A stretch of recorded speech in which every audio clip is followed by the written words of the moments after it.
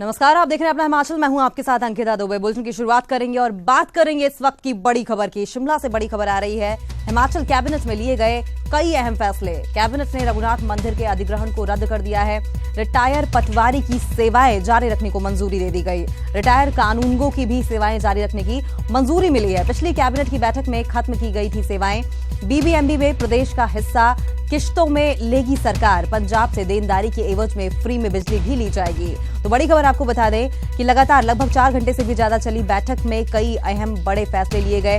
Jairam cabinet की ये दूसरी बैठक की जो कि अब खत्म हो गई है। हिमाचल कैबिनेट में कई अहम फैसले लिए गए हैं। कैबिनेट ने रघुनाथ मंदिर के अधिग्रहण को रद्द कर दिया है। पिछली कांग्रेस सरकार ने मंदिर के अधिग्रहण के आदेश दिए थे, लेकिन अब इस फैसले को रद्द कर दिया गया है। और इसी खबर पर और तमाम जानकारी के लिए हमारे साथ हमारे सहयोगी प्रदीप ठाकुर जुड़ गए हैं शिमला से।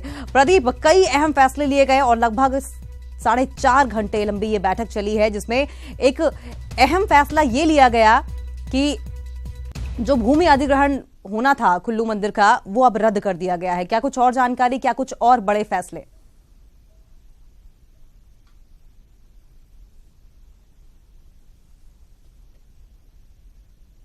जिसमें जो बड़ा फैसला हम कह सकते हैं कि भगवान रघुनाथ मंदिर को का अधिग्रहण का जो पूर्व सरकार ने फैसला किया था उसको रद्द कर दिया गया है।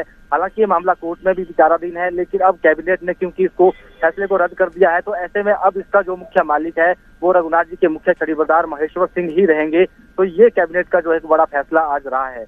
इसके अलावा अगर बाकी बड़े फैसलों की बात करें तो जिस तरह से बीबीएमबी में हिमाचल प्रदेश का जो हिस्सा है, उसको लंबित हिस्सा है, अभी तक वो हिमाचल प्रदेश को नहीं मिला है पंजाब हरियाणा से, तो उसको लेकर आज ये फैसला किया गया है कि पंजाब सरकार इस बात पर राजी हुई है कि जो हिमाचल प्रदेश का जो लंबित 3200 करोड़ रुपए का उन्होंने देना है उसको किस्तों में देंगे। और किस्तों में वो पैसों में नहीं देंगे, बल्कि जब हिमाचल प्रदेश को बिजली की जरूरत होगी उस वक्त वो बिजली की बदले जो है वो बिजली के रूप में उसको उस पैसे को चुकाया जाएगा। तो कहीं ना कहीं हिमाचल प्रदेश के लिए राहत की बात है। और हिमाचल प्रदेश में इसके लिए जो है ऊर्जा सचिव है, उनकी अध्यक्षता में कमेटी बनाई गई है जो पंजाब सरकार से बात करेगी और उसके बाद जो है किस्तों में ये लेना जो है बिजली लेनी जो है वो शुरू की जाएगी। तो इसके अलावा अगर इन फैसलों के अलावा अगर बात करें, जैसे पिछली कैबिनेट में सरकार ने ये फैसला किया था कि जितने भी रिटायर्ड अधिकारी हैं, कर्मचारी हैं, उनकी सेवाएं समाप्त कर दी गई थी, जिसके कारण कई नुकसान भी प्रदेश में हुए थे। सबसे ज्यादा जो प्रभावित हुआ वो पटवारी और कानून को जो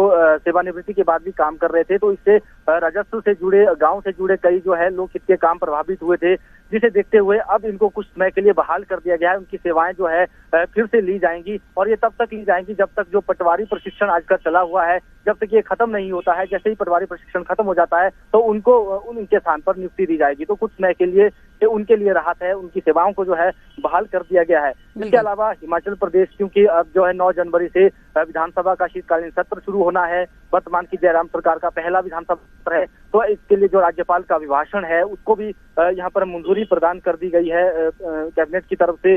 और बाकी हिमाचल प्रदेश के अगर दूसरे क्षेत्रों की बात करें, दूसरे हिस्सों की बात करें, तो उसको लेकर भी जो है कैबिनेट ने कई अहम फैसले किए। हालांकि रोजगार के आज कोई नौकरियों के पिटारा जो है आज नहीं खोला गया है और इसको लेकर लग रहा है कि जो आगामी बैठकें होंगी इसमें कोई इस पर जो है फैसला किया जाएगा। जी अंकिता। प्रदीप, लेकिन पंजाब से देनदारी के एवज में फ्री में बिजली भी ली जाएगी, कि ये बहुत बड़ा फैसला निकलकर सामने जो आया है इस बैठक के बाद। क्या कुछ जानकारी इस मामले में?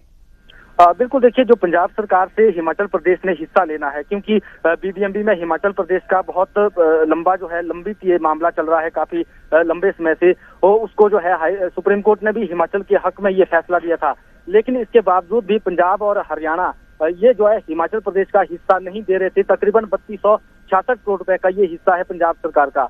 और जो है जिस तरह से जो है प्रदेश सरकार ने इस मामले को सुप्रीम कोर्ट में उठाया और 27 सितंबर 2011 को एक फैसला हिमाचल के हक में आया कि इसकी जो देनदारी है वो इन दोनों राज्यों को देनी चाहिए। तो पंजाब राज्य जो है इस बात को लेकर तैयार हुआ है कि वो नगद पैसा, वो वित्तीय हालत उनकी खराब है तो नगद पैसा नहीं दे सकते हैं, लेकिन इसके बदले में बिजली दी जाएगी जो 2.50 पर यूनिट के हिसाब से हिमाचल प्रदेश को बिजली देगा। तो इसको लेकर अब जो है सचिव स्तर की बात होगी।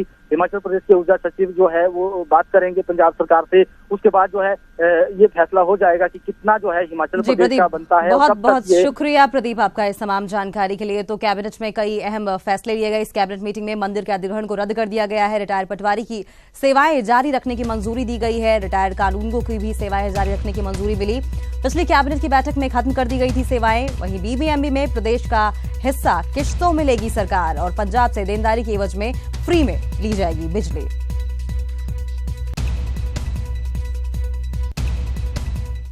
और बात करेंगे इस वक्त की एक और बड़ी खबर की। शिमला से बड़ी खबर आ रही है। कांग्रेस विधायकों की बैठक खत्म हो गई है। विधायकों से अकेले में मुलाकात का दौर खत्म हो चुका है। सभी विधायकों से अकेले में मुलाकात हुई। नेता प्रतिपक्ष पर मुहर पर्यवेक्षक रिपोर्ट के बाद लगेगी।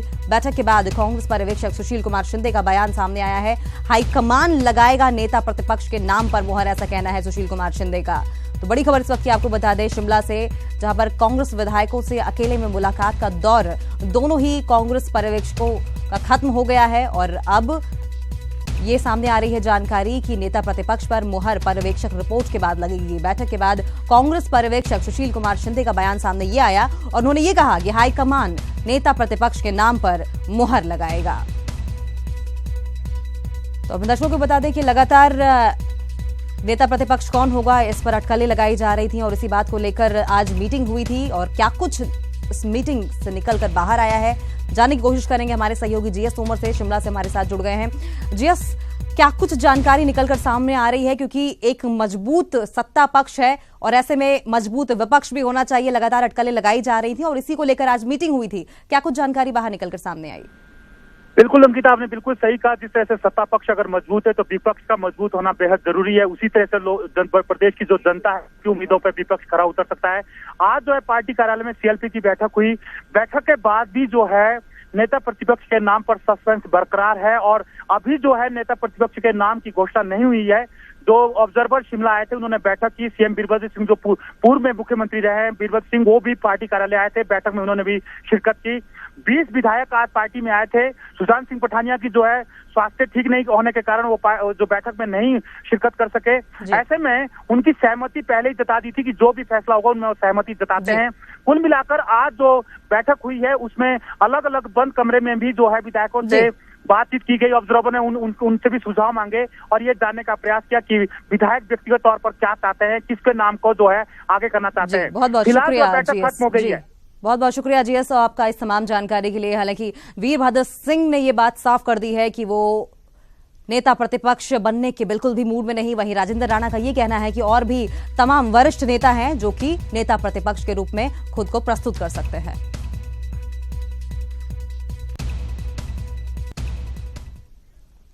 और बात करेंगे इस वक्त की एक और बड़ी खबर की। रोहड़ू में मासूम की निर्मम हत्या कर दी गई। 3 साल की मासूम की निर्मम हत्या की गई। सौतेली मां ने जंगल में पीट पीट कर हत्या कर दी। डंडे पत्थर से पीट कर मौत के घाट उतार दिया। 3 साल की बच्ची को पुलिस ने शव को कब्जे में ले लिया है। पुलिस ने आरोपी मां को भी गिरफ्तार कर दिया। तो एक तरीके से दिल दहला देने वाली ये घटना सामने आई, जहां पर एक मां ने ही अपनी बच्ची को न सिर्फ डंडों से पत्थरों से पीट पीट कर मार डाला।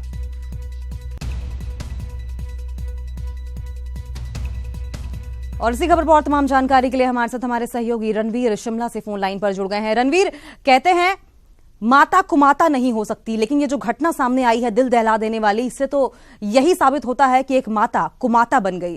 क्या कुछ और जानकारी है, क्यों इस महिला ने इतनी बेदर्दी से पीट पीट कर एक 3 साल की मासूम बच्ची की हत्या कर दी?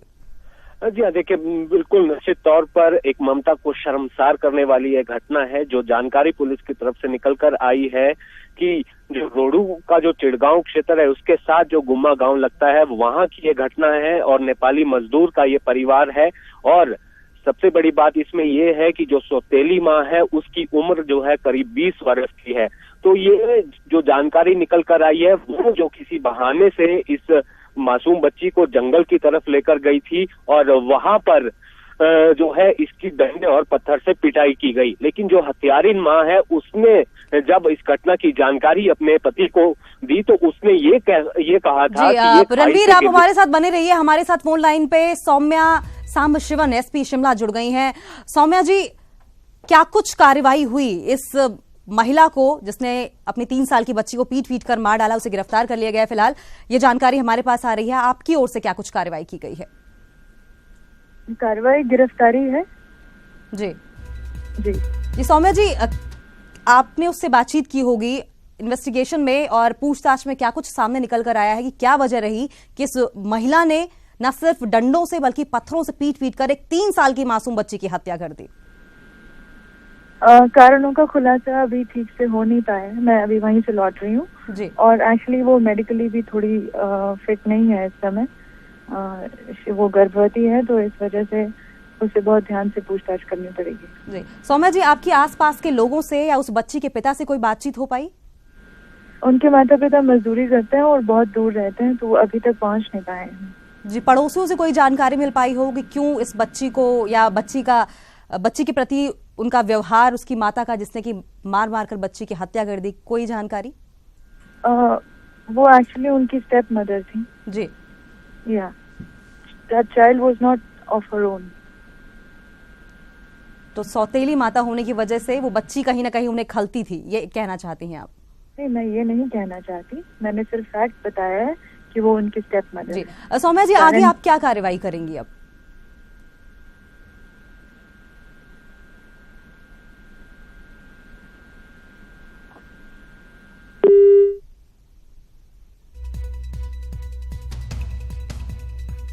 हमारे सहयोगी रणवीर सिंह हमारे साथ लगातार बने हुए हैं। रणवीर, हमारे साथ सौम्या सांबशिवन एसपी शिमला जुड़ी हुई थी। उनका ये कहना है कि सौतेली माता थी और वो महिला खुद भी प्रेग्नेंट है, खुद भी गर्भवती है, इसलिए ज्यादा अभी तक पूछताछ नहीं हो पाई है और ये वजह अभी तक निकलकर सामने नहीं आई है कि किस वजह से इस बच्ची को इस महिला ने मारा। लेकिन आपकी ओर से क्या जानकारी है? क्या कुछ पूछताछ में निकलकर सामने आया है जो आपने जानकारी लेने की कोशिश की पड़ोसियों से कि इस महिला ने किस वजह से मारा होगा?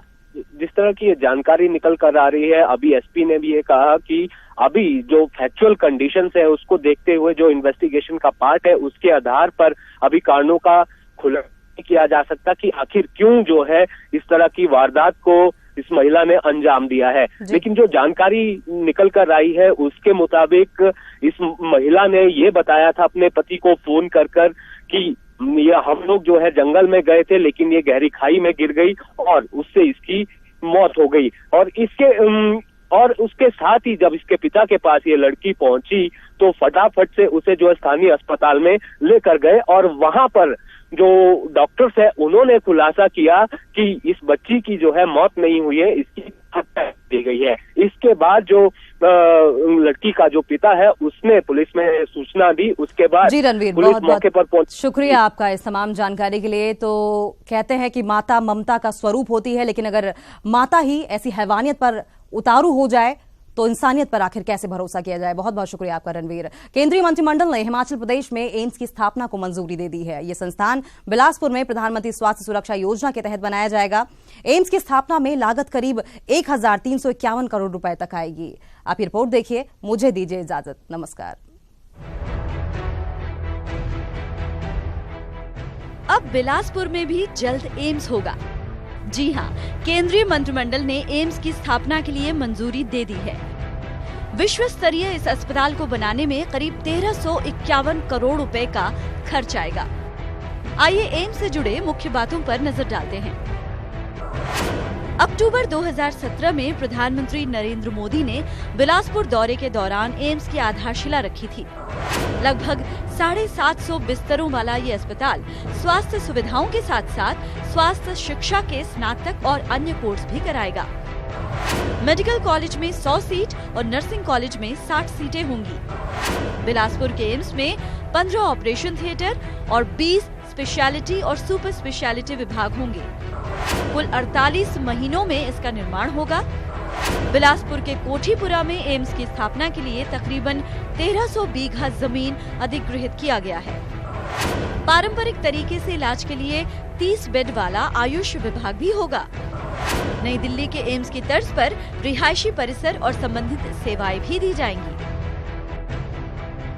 आपको बता दें कि साल 2018 में प्रधानमंत्री स्वास्थ्य योजना के तहत 6 नए एम्स स्थापित किए जाने की योजना है, जिनमें से हिमाचल प्रदेश, पंजाब, तमिलनाडु, बिहार, जम्मू कश्मीर और असम में एक एक एम्स स्थापित किया जाएगा। Bureau report, news 18 Himachal.